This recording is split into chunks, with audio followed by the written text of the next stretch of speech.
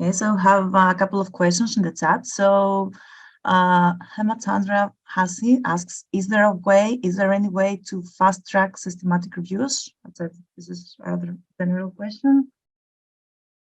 I'm not sure I understand that question. Yeah. Could they maybe explain what they mean by that? Yeah.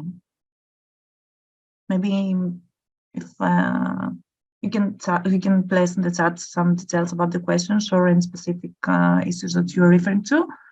So the next question is, have you measured the reduction of bias provoked by fame from Rocco Sandoro?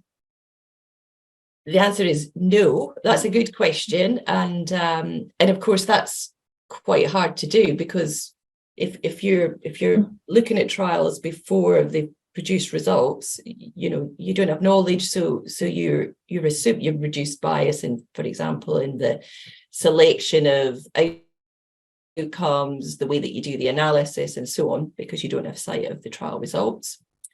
And then we do it. So it's hard to sort of go back and see how you've reduced bias. So I guess it's fairer to say that we've reduced the potential for bias in the selection of methods for the systematic review and meta-analysis. It'd be interesting if they had ideas about how we might measure that. But certainly prospective meta-analysis is a well-known way of reducing bias. It's just that in the past it's tended to be done based on individual participant data. And that's the difference here, is that we can sort of compress time a bit because we're doing it based on aggregate data. I think that that first question about is there any way to fast track systematic reviews, that's been followed up with is there a way to reduce the time it takes to do systematic reviews and meta-analysis? And hopefully this today has shown you that this is how we've done it, because in the past we've done a lot of IPD meta-analysis, but that is incredibly slow. I mean, particularly with all the ethical approval that you need to get, and then the collection of the data. Actually doing the meta-analysis systematic review can be quite quick, but it's all of that collection of everything beforehand. And I think doing it like this, when you're just asking for results rather than the IPD, you can get pretty much, we think we can get pretty much the same results by doing it this way, but it's much quicker. So hopefully FAME is a way of reducing the length of time it takes. And just to add to what Sarah's said, and it's probably because I did speak too fast, but there's different points where you can save time. At the searching stage, what we're doing, because we're working in prostate cancer a lot, we're looking at all the trials in advanced prostate cancer. We're trying to identify them all now. We know the next 5 years of trials, so we know what's going to happen, so we can start to plan earlier. And doing that, what we're doing, we're not frequently doing those searches. We're doing those searches annually, but we're keeping an eye on the status of trials. So actually, we've sort of, in a way, reduced a bit of effort there, and we know exactly the timings of things. So we save a little bit there. The other key place that you save time was really the impetus for this was, do we need to wait for all trials to produce results? And we think, no, why should we wait 5 years for a trial that is not going to change the meta-analysis result? So that is really, we're trying to find a way to see, is the information that in the trials that we've got, is that enough for a reliable answer? And if it is, well, let's do the meta-analysis then and not wait for every trial to publish. So that could be saving years, months, years, depending on the context.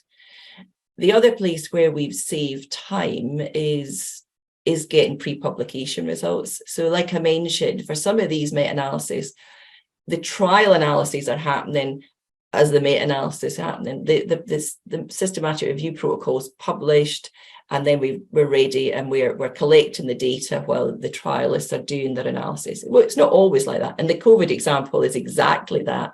So we're not waiting for trials to publish and then going, okay, time to gather them together and do our meta-analysis. So we save time there. So the meta-analysis, ideally for us, you want that meta-analysis out when the key trials come out. then everybody can see all the evidence at the same time. Really think it impacts the trials, and the trials impact the meta-analysis. So that's the other place where we save time. I think just to add on to that, we work very closely with the trialists to ensure that we won't give away the results of their trials in advance of them doing that. So they know that we're not going to have the meta-analysis published before the trial results published, because obviously they've spent an awful lot of time doing the trial, and it's their business to publish their results before we do. We have had problems in the past. So that one of the last examples that Jane showed, I was presenting results of the meta-analysis at ESMO, and also the trial results were being published.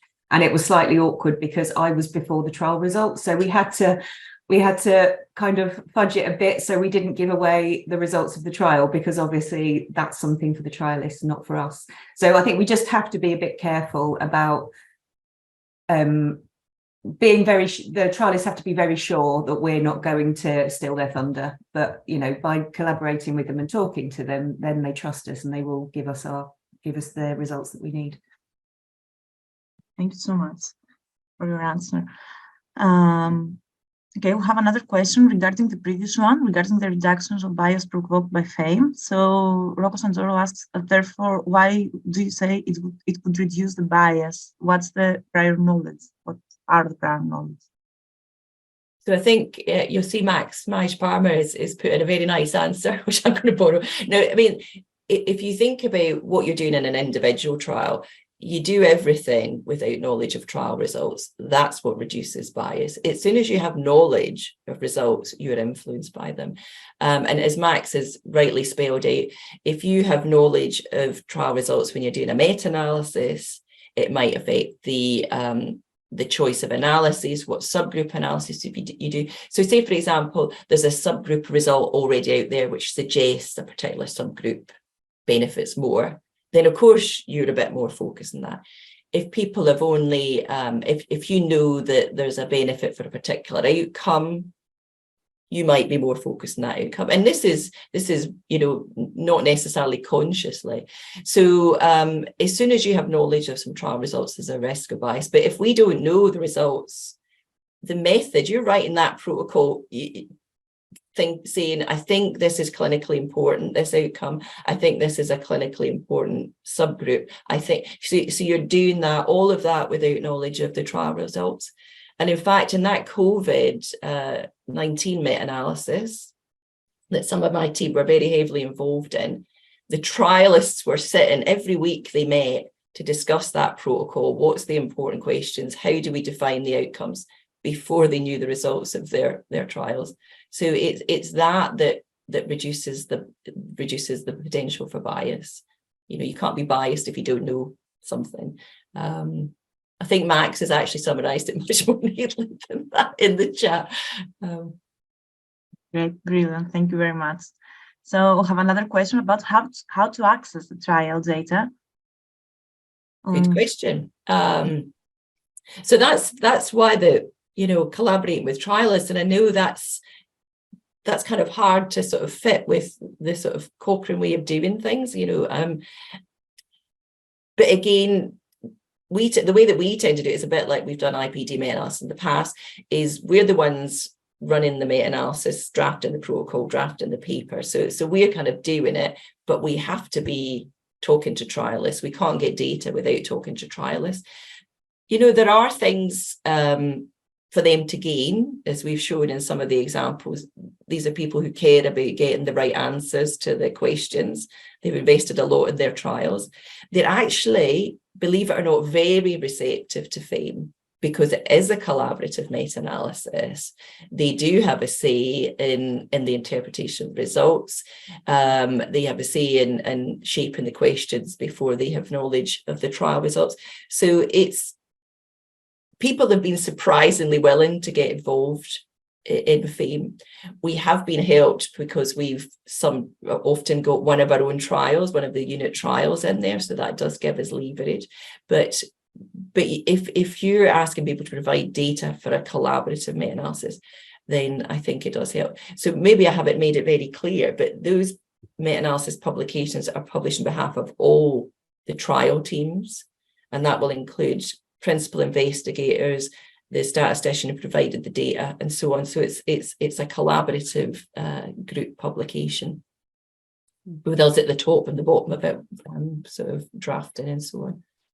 And I think just to add to that is it's what we ask for as well. So we would ask, all we're asking for is numbers. We're not asking for data, if you like. We're not asking for individual participant data, it's just numbers. So we'd be asking for the numbers of patients on control and treatment and the events in that particular outcome. And that would be the same for the subgroups as well. So all we're asking them to do the analyses that we've asked for, and then they're just sending us the numbers that we can put together. So it isn't, as long as there's someone there to do those analyses, I mean, largely they've been done, maybe just not reported, but they have the information there and we're just asking for it. And we have been very surprised that they're very receptive to that as well. There's sometimes a need for sort of data sharing agreements if the results are sort of sensitive and they're being provided ahead of publication. That does happen. Great, very interesting. So I have another question actually about how you talked about pre-publications. I was wondering about interim analysis results, how this could be incorporated, or is there any specific advice? You mean interim results of the yes. trials? That's a good question, and actually allows me to tell you an example where it didn't quite go to plan. We'd sort of done the early stages of planning a meta-analysis of prostate cancer, looking at these newer hormonal agents.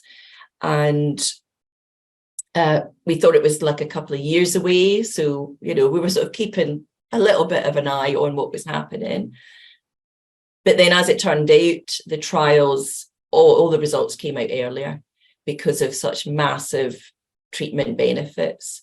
So in those trials, it was often an interim analysis. And some of the other trials that we've included in ours have been interim, but the IDMC has decided that's it, that it's time to close the trial. So I don't think there's a problem per se if it's the definitive result, if the interim analysis becomes the definitive result. But if you were putting together results of interim analysis outside of that context, that's a good question. Need to think about that. And one idea that people have had is an extension of this approach, quite a tricky extension of this approach in prospective meta-analysis in general. Is there a need to bring together the information from ongoing trials at an earlier stage to inform, you know, IDMCs and the decision to continue and to follow up the trial? But I think that's a much bigger ask. So we have included interim analysis that became the definitive analysis, but we haven't, as far as I can remember, included interim analysis apart from that.